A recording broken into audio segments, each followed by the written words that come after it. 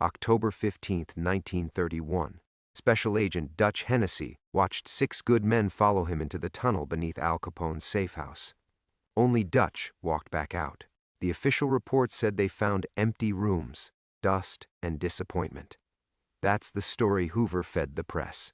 That's the story Dutch has been telling for 30 years. But those empty rooms held something that made grown federal agents scream, something that turned hardened lawmen into babbling madmen before the darkness swallowed them whole, something so terrible that J. Edgar Hoover himself ordered Dutch to bury the truth deeper than any grave. For 3 decades, Dutch kept quiet. The nightmares were his burden to bear. The guilt was his cross to carry, until his daughter showed up with photographs proving the dead had started talking. Before we jump back in, tell us where you're tuning in from, and if this story touches you, make sure you're subscribed because tomorrow I've saved something extra special for you.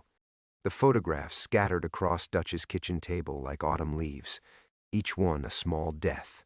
His daughter Sarah sat across from him, her press badge still clipped to a leather jacket that smelled of Chicago rain and cigarette smoke.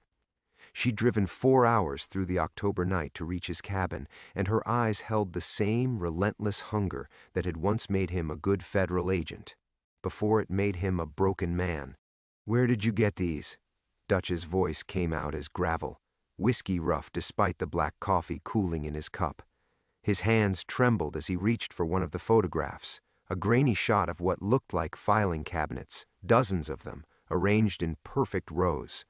Behind them, barely visible in the shadows, stood a massive vault door. "Does it matter?" Sarah leaned forward, her auburn hair catching the lamplight. She had her mother's eyes, green as lake water, but her father's stubborn jaw. "What matters is what you're going to tell me about that room." Dutch felt the familiar knot tighten in his chest, the one that had lived there since 1931. The room in the photograph was exactly as he remembered it, before the screaming started, before Agent Morrison clawed his own eyes out, before young Phillips tried to eat his service revolver rather than look at what they'd found hanging from the ceiling like obscene fruit. "I told you on the phone. We found nothing." "Bullshit." Sarah's voice cut through the cabin's silence like a blade. "I've spent 6 months tracking down every piece of evidence from that raid, every witness statement, every piece of paperwork that survived Hoover's house cleaning. Someone leaked these photos to the Tribune in 1932, but the story never ran. The editor killed it, and 3 days later, he bought a house in Florida. Cash." Dutch stood abruptly, his chair scraping against the wooden floor. Through the cabin's single window, Lake Michigan stretched into darkness, waves lapping at the shore like whispered secrets. He'd bought this place in 1945, thinking the isolation would quiet the voices. Instead, it had amplified them. "You don't understand what you're playing with, Sarah." "Then explain it to me." She gathered the photographs, stacking them with practiced efficiency. "Because I've got copies of these in 3 different safety deposit boxes, and a story that's going to print whether you help me or not. The only question is whether it includes your side of it." Dutch closed his eyes and saw Agent Kowalski's face, twisted with terror as something unseen dragged him backward into the tunnel's depths. Heard Rodriguez whimpering as he pressed himself against the concrete wall, begging Dutch to make it stop. Felt the weight of Captain Sullivan's service weapon pressing into his palm as the older man whispered, "Promise me you'll never let them know. Promise me, Dutch. Some stories shouldn't be told. This one destroyed 6 federal agents and turned my father into a ghost." Sarah stood, shouldering her bag. "Those men died for something, and their families deserve to know what. Their families got death benefits and heroes' funerals. They got to bury their loved ones with honor instead of horror. They got lies." The word hung between them like smoke. Dutch poured 3 fingers of bourbon into his coffee cup, watching the amber liquid swirl. Outside, wind rattled the cabin's windows, and somewhere in the darkness, a loon called across the water, mournful and alone. "You were 24 when I last saw you," he said finally.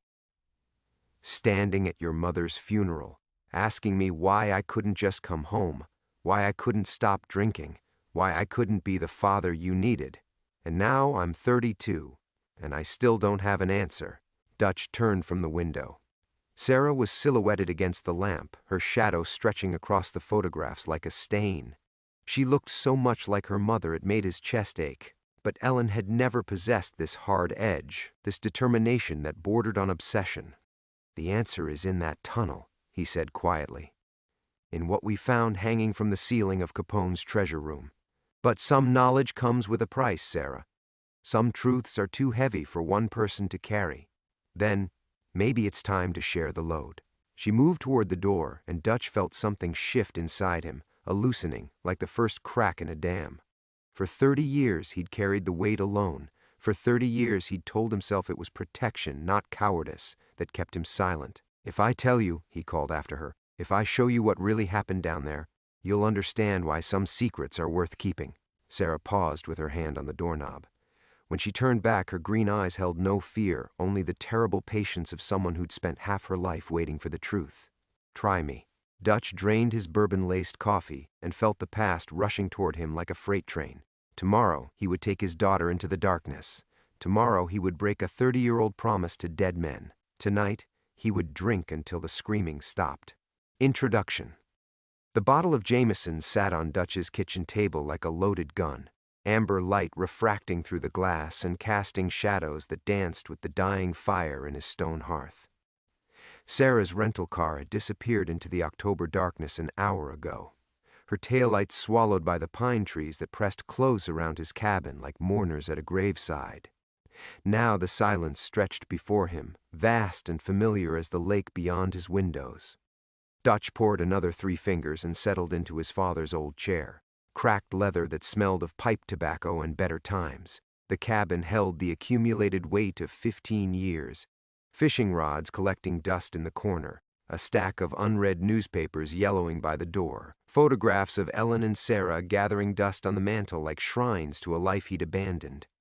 The fire crackled, sending sparks up the chimney, and Dutch remembered other fires, the oil drum flames that had illuminated the tunnel entrance beneath the Lexington Hotel, the way shadows had writhed on concrete walls as Agent Sullivan led them deeper into Capone's underground fortress, their footsteps echoing like distant thunder. "Truths are too heavy for one person to carry." He'd said those words to Sarah, but they belonged to Captain Sullivan, spoken in the darkness of that treasure room, blood running from his nose as he stared at the photographs hanging from the ceiling like obscene Christmas ornaments. Pictures of senators and judges, police commissioners and federal prosecutors. Men Dutch had respected, had worked for, had trusted, all of them in Capone's pocket, all of them documented in exquisite, damning detail. But it wasn't the photographs that had driven his men mad. Dutch rose and walked to the mantel, studying a picture of Ellen from their wedding day. She'd been 23 then, radiant in white lace, her smile bright enough to power the Chicago skyline. He'd promised her a good life, a clean life. A federal agent's salary might not buy luxury, but it bought honor. Respectability. He'd kept that promise for exactly 7 years. The bourbon burned his throat, but it couldn't touch the deeper ache. Ellen had died in 1953, cancer eating her alive while he sat in taverns telling the same lie to anyone who'd listen. We found nothing but empty rooms. Sarah had been 10 years old at the funeral, clutching his hand as they lowered her mother into ground that smelled of fresh earth and broken dreams. "Why can't you just come home, Daddy?"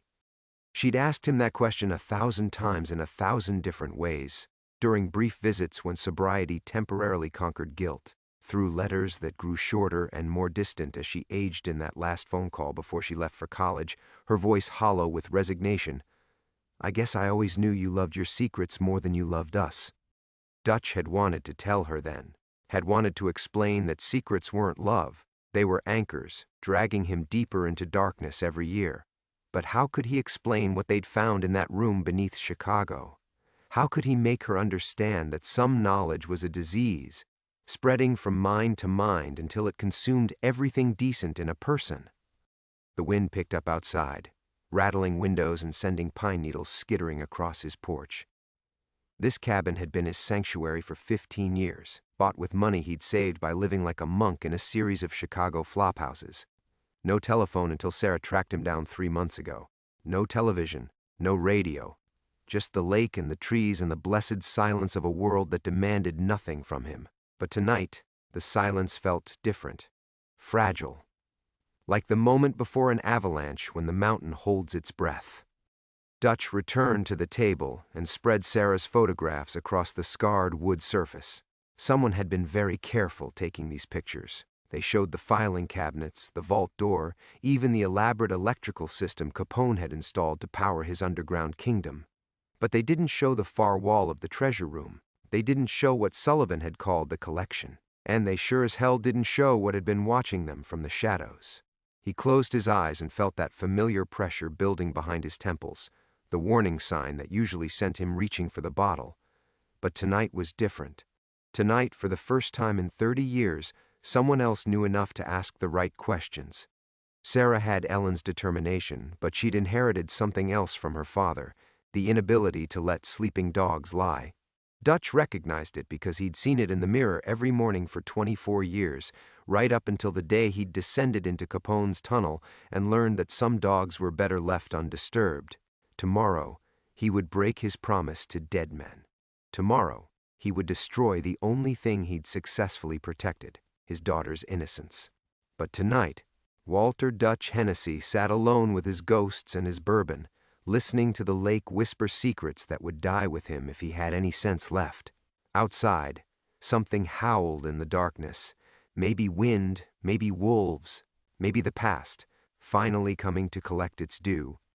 The telephone rang at 3:17 a.m., cutting through Dutch's bourbon-soaked sleep like a rusty blade. He jolted upright in his chair, photographs scattering to the floor as his hand knocked over the empty Jameson bottle. The sound echoed through the cabin, sharp, insistent, wrong. Dutch stared at the black rotary phone mounted on his kitchen wall, its shrill cry splitting the October silence.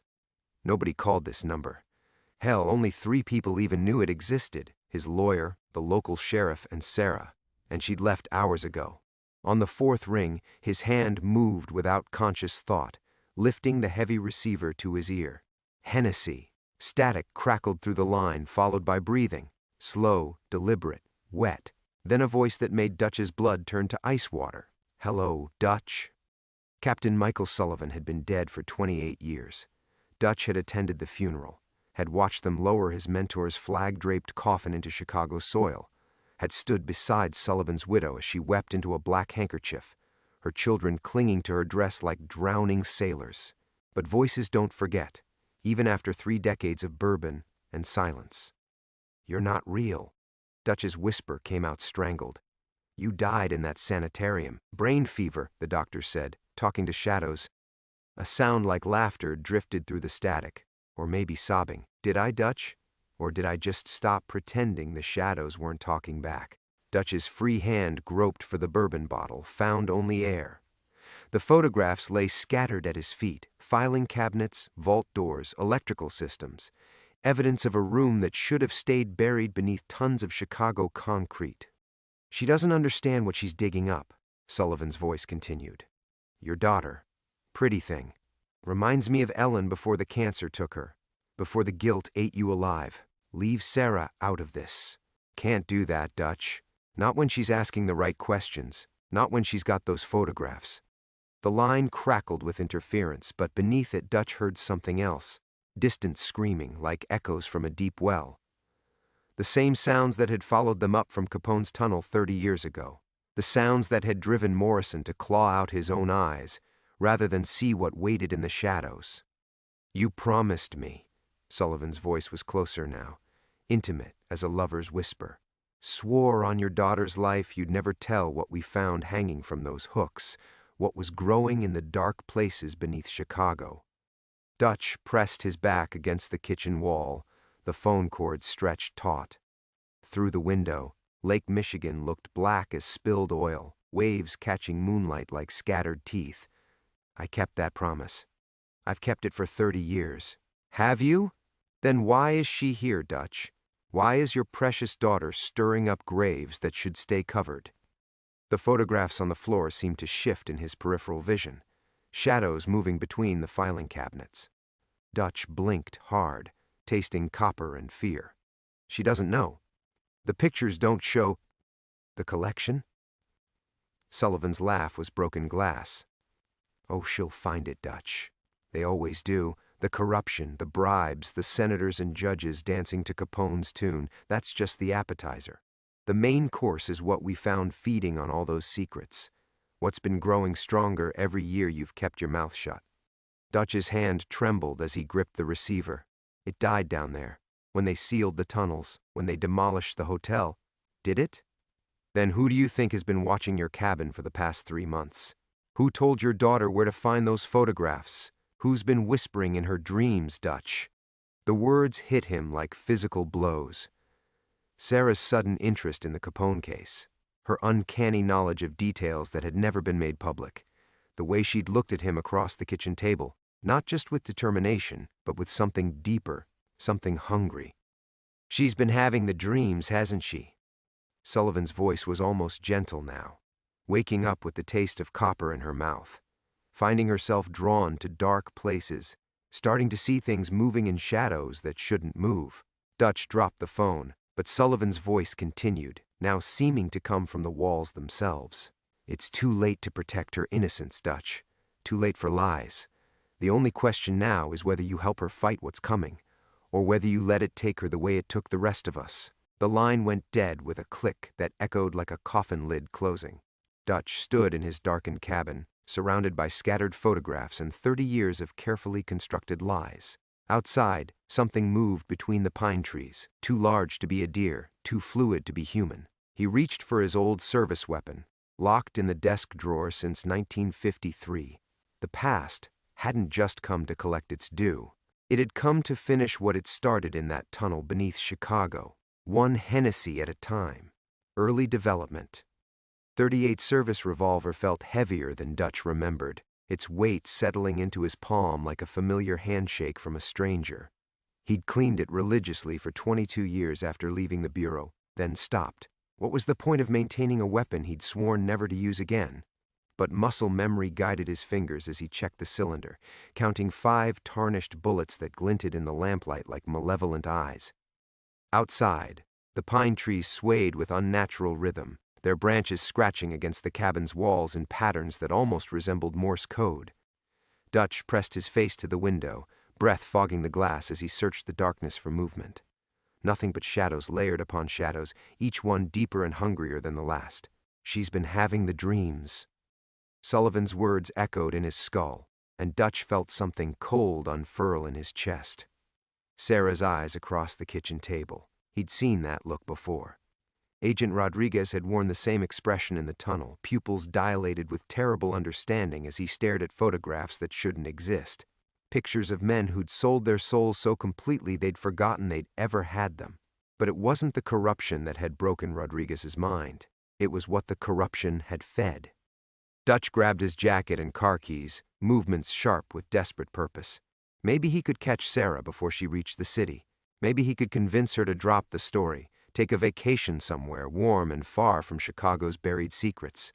The rational part of his mind, the part that had kept him alive for 64 years, whispered that running only made the hunters more eager. He told that voice to shut the hell up. The October air bit through his jacket as he stepped onto the porch, his breath forming clouds that dissipated like departing spirits. His truck sat in the gravel driveway, hood covered with pine needles and crow droppings, testimony to how rarely he ventured beyond the cabin's protective isolation. The engine turned over on the third try, coughing to life with reluctant mechanical protest. Dutch had driven maybe 2 miles when the headlights illuminated something that made him slam the brakes. A figure stood in the middle of the dirt road, motionless as a scarecrow. Dutch's hands tightened on the steering wheel as recognition hit him like a physical blow. Agent Morrison, or what remained of him, faced the truck with empty sockets where his eyes had been, dark stains trailing down his cheeks like tears.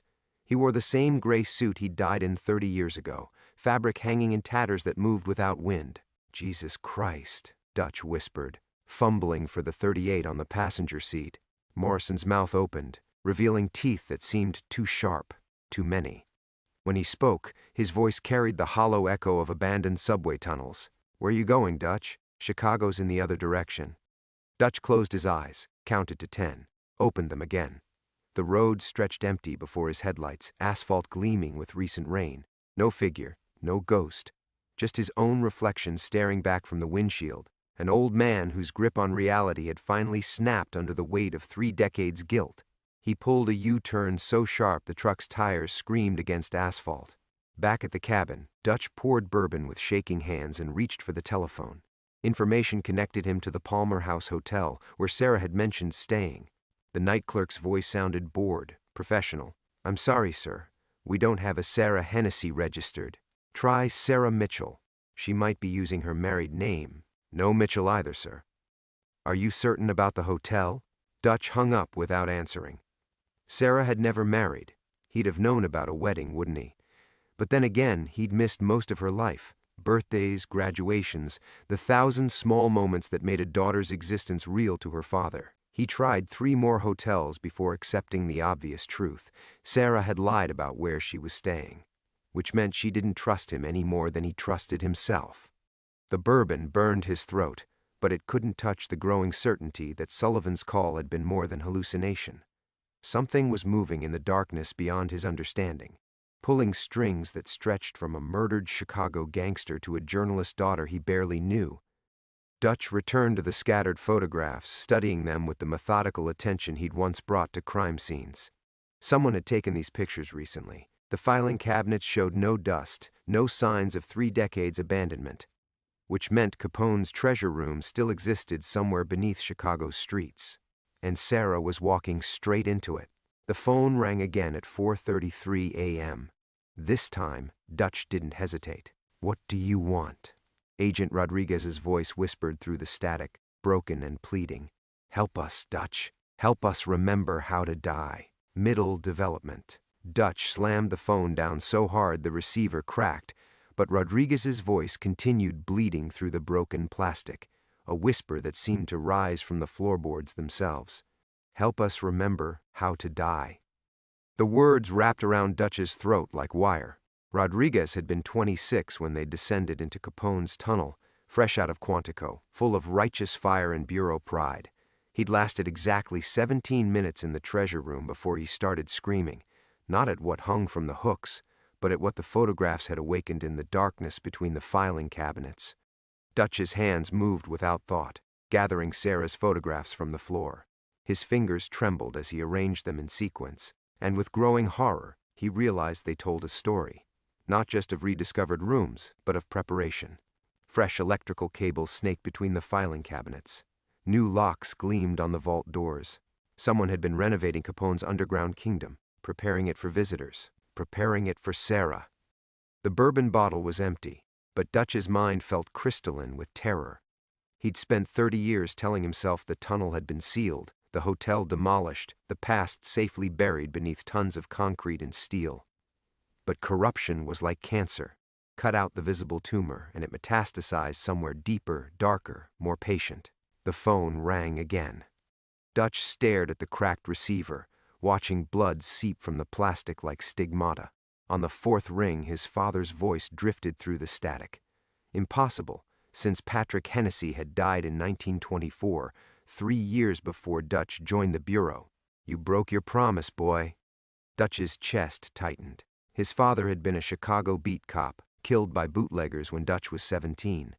The last words Patrick Hennessy had spoken to his son, "Promise me you'll be better than this city. Promise me you won't let it poison you like it poisoned me." "I tried," Dutch whispered to the bleeding phone. "I tried to keep clean." "Did you? Or did you just hide the poison deeper?" The cabin's walls seemed to pulse with each word, shadows flowing like black water across the photographs. Dutch saw his reflection multiplied in the windows, not one old man, but 7 figures standing in the darkness. His lost squad waiting for him to join their eternal patrol through tunnels that existed beneath reality itself. "She's already down there." Agent Morrison's voice joined the chorus. "Empty sockets, weeping acre. Your precious daughter, following the cables we showed her, reading the files we left for her to find." Dutch's heart hammered against his ribs. "Sarah's in Chicago, at a hotel." "Is she?" Captain Sullivan's laugh was broken glass in velvet. "When did you last see her leave, Dutch? When did you actually watch her drive away?" The memory hit him like a physical blow. Sarah gathering her photographs, walking toward the door, saying goodbye. But he'd been looking at the pictures spread across his table, not watching the door itself. He'd heard an engine start, tires on gravel, but he'd never actually seen. She never left. The words fell from his lips like stones into deep water. She's been down there all night, learning what we learned, seeing what we saw, becoming what we became. Dutch lunged for his jacket, but the photographs on the table burst into flames, not burning, but glowing with phosphorescent light that turned the cabin into a camera obscura of memory. The walls dissolved, and suddenly he was standing in the tunnel again, 30 years melting away like morning frost. The concrete corridor stretched endlessly in both directions, lit by oil drum fires that cast dancing shadows on walls, stained with decades of fierce sweat. Agent Morrison walked beside him, eyes still intact, service weapon drawn. Behind them, Rodriguez hummed a nervous tune, Ain't Misbehavin', while Captain Sullivan consulted a hand-drawn map that had cost the Bureau 3 informants' lives to acquire. "Treasure room's just ahead," Sullivan whispered, his voice echoing strangely in the confined space. "Remember, boys, we go in fast, secure the evidence, get out clean. Hoover wants this wrapped by morning." But Dutch could already smell it.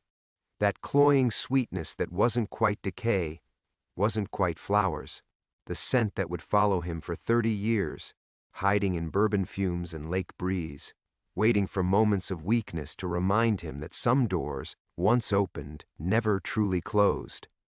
The phosphorescent glow faded, and Dutch was back in his cabin, alone except for the voices bleeding through the cracked phone. But now he understood with terrible clarity what Sarah had inherited from him. Not just stubborn curiosity, but the Hennessy family curse of walking straight into darkness, because someone needed to witness what lived there. He grabbed his keys and gun, moving with purpose born of 3 decades delayed responsibility. Sarah was down there in Capone's renovated kingdom, alone with secrets that had driven 7 federal agents insane. And this time, Dutch wasn't going to let his daughter walk into hell without her father beside her. The truck's engine roared to life as Agent Rodriguez's broken voice whispered one final message through the cabin's walls. "She's waiting for you in the collection room, Dutch. She's been waiting for you to come home." Plot twist. Dutch drove through the night with his dead squad's voices harmonizing in the truck's radio static, their warnings growing more urgent with each mile closer to Chicago. But it was Sarah's voice that stopped his heart, crackling through the speakers at 3:47 a.m., live and desperate and impossibly distant. "Dad, Dad, can you hear me? I'm in the collection room, and I understand now why you never told me the truth." He yanked the radio dial, searching for her signal, but found only dead air and the phantom whispers of agents who'd forgotten how to rest. The highway stretched before him like a concrete river flowing toward damnation, and Dutch pressed harder on the accelerator. The Chicago skyline emerged from dawn mist like broken teeth, and Dutch felt the familiar weight of the city's corruption settling on his shoulders.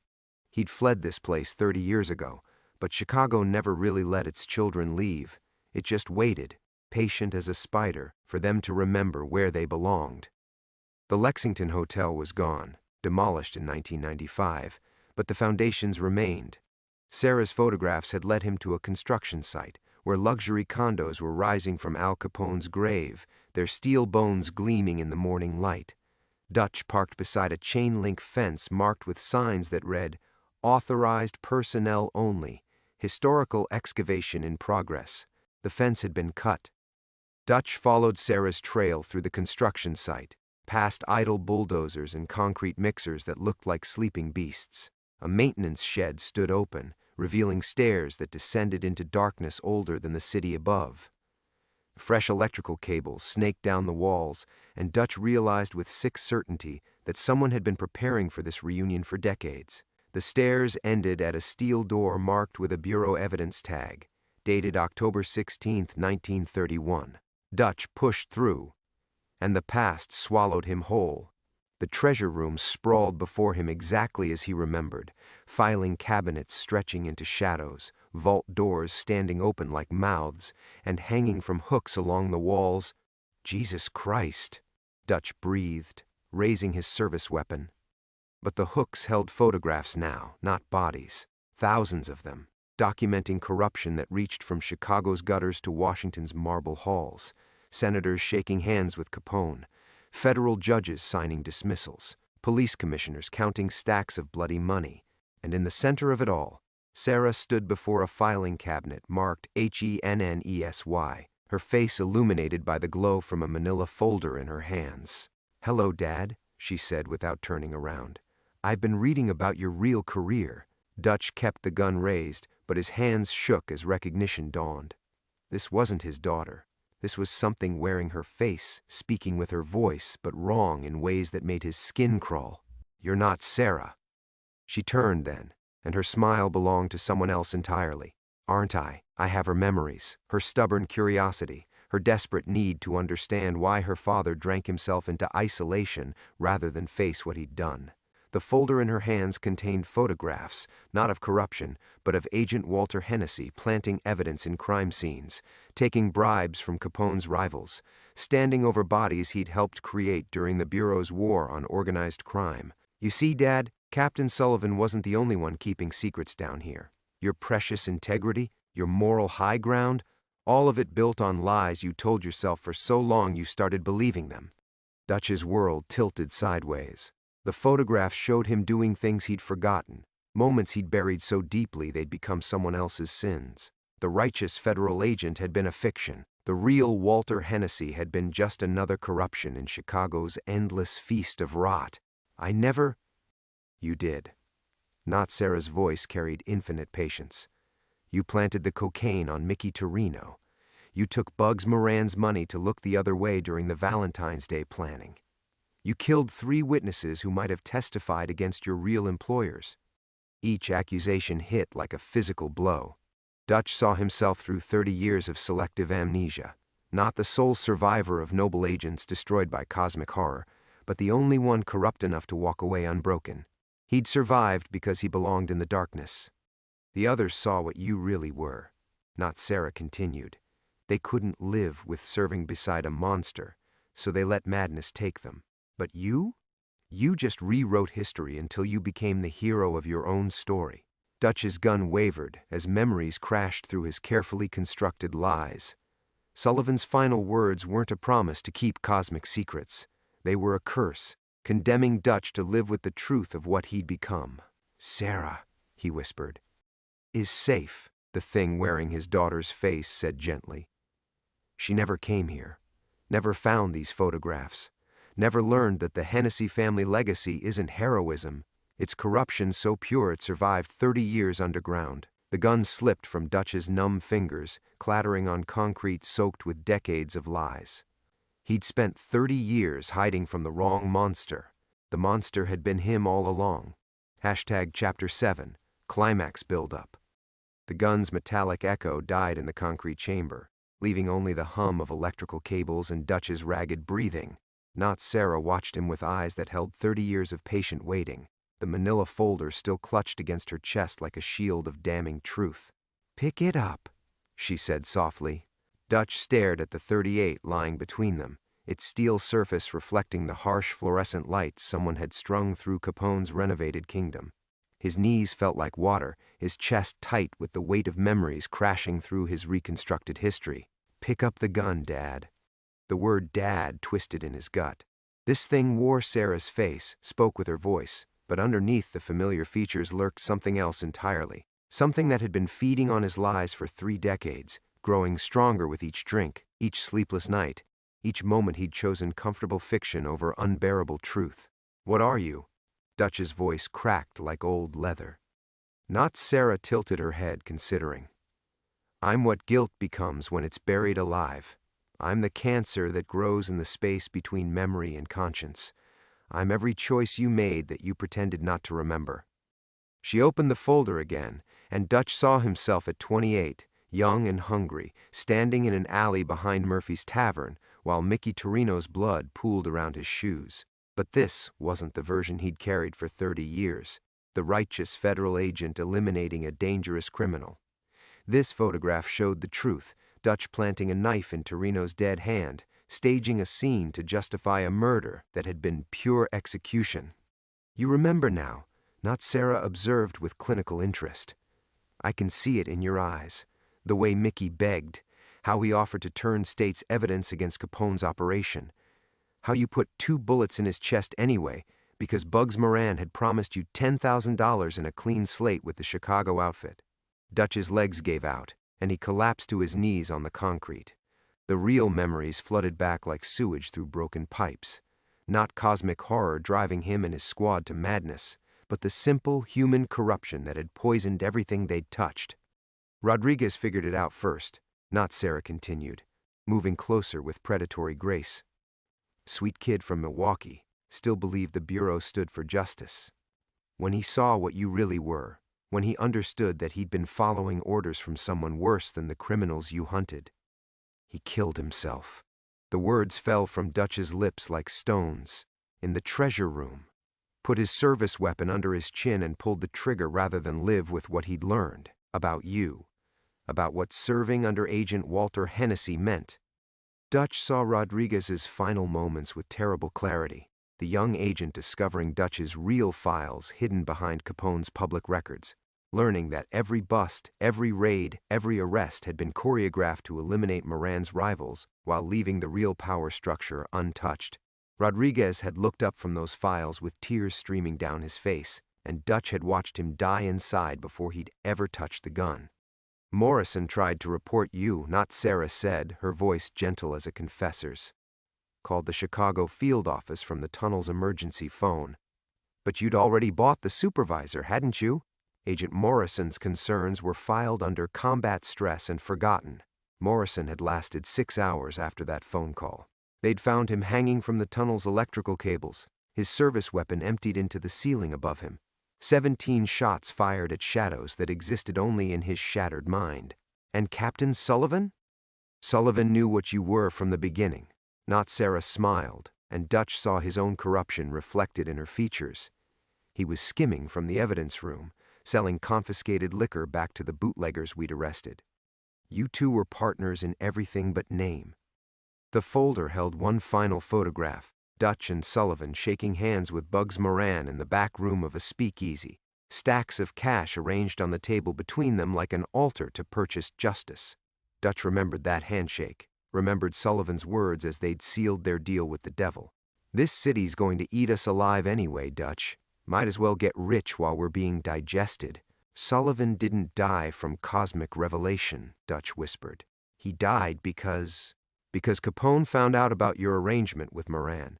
Because Al's people got to Sullivan before you could warn him. Because you chose to save your own skin rather than risk exposure. Dutch's hands shook as he reached for his fallen gun, not to aim it at the thing wearing his daughter's face, but to press the barrel against his own temple, to finish what Rodriguez and Morrison and Sullivan had started 30 years ago. Not yet, not Sarah said firmly. You don't get to die clean, Dad. Not after what you cost them. Not after 30 years of playing the tragic hero while their ghosts screamed for justice. She knelt beside him, close enough that he could smell Sarah's familiar perfume mixed with something else. Something that reeked of old concrete and spilled blood and lies so deep they'd taken root in the city's foundations. Your real daughter is coming, she whispered. The actual Sarah. Tonight. She's found the real photographs, the ones that document everything you did. And this time, you're going to tell her the truth. Hashtag Chapter 8, Climax. The concrete chamber's fluorescent lights flickered as footsteps echoed from the stairwell. Real footsteps, not the phantom sounds of dead agents walking their eternal beat. Dutch's head snapped up from where he knelt beside his fallen gun, and the thing wearing his daughter's face smiled with terrible satisfaction. Right on schedule, not, Sarah whispered. The steel door groaned open, and Sarah stepped into the treasure room. The real Sarah, Dutch realized with a father's instinct deeper than 30 years of buried guilt. She carried a leather satchel and moved with the determined stride he remembered from her childhood, the same stubborn set to her jaw that had driven her to become a journalist despite his warnings about the dangerous truths lurking in Chicago's shadows. Dad? Sarah's voice carried confusion and concern as she took in the scene. Dutch on his knees, the gun between them, the thing wearing her face standing among filing cabinets full of corruption. What's happening here? Who is... She stopped mid-sentence as her eyes met those of her doppelganger. The two Sarahs studied each other with the intensity of mirrors reflecting into infinity, and Dutch felt the moment stretch like piano wire under tension. "Hello, Sarah," Not Sarah said gently. "I've been keeping your father company while he remembered who he really is." The real Sarah's hand moved instinctively toward the satchel slung across her shoulder. "Dad, what is this place?" "I followed the construction company's permits. Found records showing they'd discovered something during excavation, but this..." She gestured at the treasure room's renovated depths. "This isn't possible. The Lexington Hotel was demolished years ago." "Some foundations run deeper than blueprints," Dutch said, his voice hoarse with 30 years of lies crumbling. He struggled to his feet, muscles protesting, and faced the daughter he'd failed to protect from his own poisoned legacy. "Sarah, you need to leave. Now." Like hell. She pulled photographs from her satchel, different pictures than the ones not Sarah held, but Dutch recognized them with sick certainty. "I found these in the Tribune's archives, photos they never published, documentation of federal agents working with organized crime during Prohibition, and your name keeps appearing in the files, Dad. Your real name, not the hero version you've been selling for 30 years. Not Sarah laughed, the sound echoing off concrete walls stained with decades of Chicago's accumulated sins. "Show him the best one, dear. The photograph that proves everything." Sarah's hands trembled as she withdrew a final image from her satchel, Dutch at 32, standing beside Al Capone himself in what looked like a private dining room. Both men were smiling, raising glasses in a toast, while stacks of federal evidence files burned in a trash can beside their table. October 15, 1931, Sarah read from the photo's timestamp. "The night you claim you raided Capone's treasure room, but this was taken at the Palmer House Hotel, Dad. At a celebration dinner." Dutch felt the last of his constructed memories collapse like rotted timber. He saw that night clearly now. Not a heroic raid ending in cosmic horror, but a business meeting where he delivered the final batch of federal files to Capone's organization. Evidence that would have convicted half of Chicago's criminal network, burned to ash while Al himself proposed a toast to Dutch's flexible interpretation of federal duty. "I never meant for it to go so far," Dutch whispered, the words tasting like ashes in his mouth. "It started small, looking the other way during minor operations, filing reports that protected bureau informants. But Moran offered so much money, and Sullivan said the system was corrupt anyway. So you decided to profit from it." Sarah's voice carried the cold precision she used during interviews with war criminals and corporate executives. "You became the thing you were supposed to fight." "Your squad found out," Not Sarah added, moving to stand beside the real Sarah with unsettling familiarity. "Rodriguez discovered your arrangement with Moran. Morrison caught you destroying evidence. They couldn't live with serving under a traitor, so they chose death rather than complicity." Dutch saw his dead agents clearly for the first time in 30 years, not victims of supernatural revelation but casualties of his corruption. Rodriguez hanging himself with his own handcuffs after learning his hero was a killer. Morrison putting his service weapon in his mouth after Dutch threatened his family. Sullivan beaten to death in an alley because Capone's people discovered the captain's private deal with Moran. "And you survived," Sarah said, understanding dawning in her eyes, "because you belonged down here. Because corruption doesn't destroy what's already poisoned." Dutch reached for his gun, but Sarah was faster.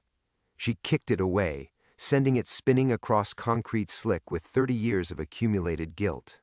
"No," she said firmly. "You don't get to escape this time, Dad. You're going to live with the truth. You're going to face what you did to those men, to this city, to the badge you swore to honor."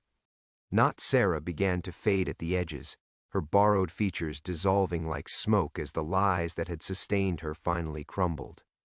"My work here is finished," she said to Dutch. "The real Sarah knows everything now. She'll carry the truth forward, just like you carried the lies." Dutch looked at his daughter, his real daughter, and saw his own corruption reflected in her disgusted expression. But underneath the revulsion, he glimpsed something else, the stubborn Hennessy determination that refused to let even the darkest truths remain buried. "What happens now?" he asked. Sarah shouldered her satchel and moved toward the stairs, her decision already made. Now I write the story, the real story, and you get to live long enough to read it. She paused at the doorway, looking back at the broken old man, kneeling among the evidence of his betrayals. Goodbye, Dad. I hope it was worth it. The steel door slammed shut, and Dutch was alone with his ghosts at last. Chapter 9, Resolution. The silence in the treasure room felt different now. Not the oppressive weight of buried secrets, but the hollow emptiness of a confessional after absolution. Dutch remained on his knees among the scattered photographs, each image a gravestone marking another choice that had led him deeper into the labyrinth of his own corruption. The fluorescent lights hummed their mechanical prayer above him, casting harsh shadows across concrete that had absorbed 30 years of lies. He could smell the dampness of Lake Michigan seeping through the walls, the same cold that had crept into his bones during those endless nights in the cabin, when whiskey couldn't quite drown the voices of dead agents calling his name. Rodriguez's handcuffs still hung from the electrical cables where Dutch had staged the young agent's suicide. Morrison's service weapon lay in the corner, 17 spent shells scattered like accusations across the floor, and Captain Sullivan's blood had long since soaked into the concrete, leaving only a dark stain that resembled a map of all the territories corruption had claimed in Chicago's endless war against itself. Dutch crawled to where his gun had landed, picked it up with hands that shook like autumn leaves. For 30 years he'd carried this, as penance, the same weapon he'd used to execute Mickey Torino in that alley behind Murphy's Tavern. The weight felt familiar in his palm, cold steel that had witnessed more truth than he'd ever allowed himself to remember. But Sarah's words echoed in the chamber's depths. You don't get to escape this time. He set the gun aside and struggled to his feet, muscles protesting after decades of carrying guilt like a tumor in his chest.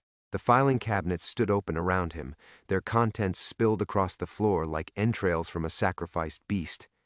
Every document told the same story. Agent Walter Hennessy, the man who'd sold his badge to the highest bidder and watched good men die rather than face the consequences. The treasure room's phone sat on Sullivan's old desk, its rotary dial worn smooth by desperate fingers. Dutch lifted the receiver and dialed a number he'd memorized 40 years ago but never had the courage to call. The Chicago Tribune's editorial desk, where Sarah would soon return with her satchel full of damning photographs, and the stubborn determination to write the story that would finally bury him. Tribune, a tired voice answered. This is Walter Hennessy, Dutch said, surprised by how steady his voice sounded. Former FBI special agent. I need to speak with Sarah Hennessy about a story she's developing. A pause. Sir, Miss Hennessy just filed her piece about corruption in the Federal Bureau during Prohibition. It's scheduled for tomorrow's front page. Dutch closed his eyes, seeing Sarah hunched over her typewriter in the newsroom's fluorescent glare, translating his sins into the clean language of journalism. She would write it straight, without sentiment or mercy, the kind of reporter who let facts speak their own terrible truth. Tell her, Dutch said carefully, that her father called to say she got it right, all of it. He hung up before the voice could respond and walked to Sullivan's desk, where the captain had kept a bottle of Irish whiskey for special occasions. The amber liquid caught the harsh light like liquid fire, and Dutch poured 3 fingers into a dusty glass, not to forget, but to remember everything with perfect clarity. The whiskey burned his throat as he raised the glass toward the shadows where his ghosts waited with infinite patience. To Rodriguez, he said aloud. 24 years old and still believed justice meant something. He drank, tasting copper and regret. Another pour. To Morrison, good Catholic boy who called his mother every Sunday. The second drink went down easier, carrying with it the memory of Morrison's tears when he'd realized what serving under Dutch truly meant. A final measure of whiskey for Sullivan. To the captain, corrupt as hell, but at least he was honest about it. Dutch emptied the glass and set it down among the photographs of his younger, hungrier self. Outside the treasure room, Chicago continued its ancient dance of ambition and decay. The city would survive his confession, just as it had survived every other scandal that had bubbled up from its swampy foundations. Sarah's story would run tomorrow, adding one more layer to the palimpsest of corruption that defined the place where Dutch had learned to trade his soul for security. He gathered the photographs methodically, stacking them in neat piles according to the crimes they documented: murder, bribery, evidence tampering. Each image would serve as an exhibit when the federal investigators finally came to claim what remained of Agent Walter Hennessy's legacy. The steel door's lock turned with a final click as Dutch sealed himself inside the treasure room with his ghosts, not to escape judgment, but to wait for it with the patience of a man who had finally stopped running from the monster in the mirror. Somewhere above, Sarah was writing the ending to a story that had begun 30 years ago in these concrete depths. And for the first time since October 15, 1931, Dutch felt something approaching peace.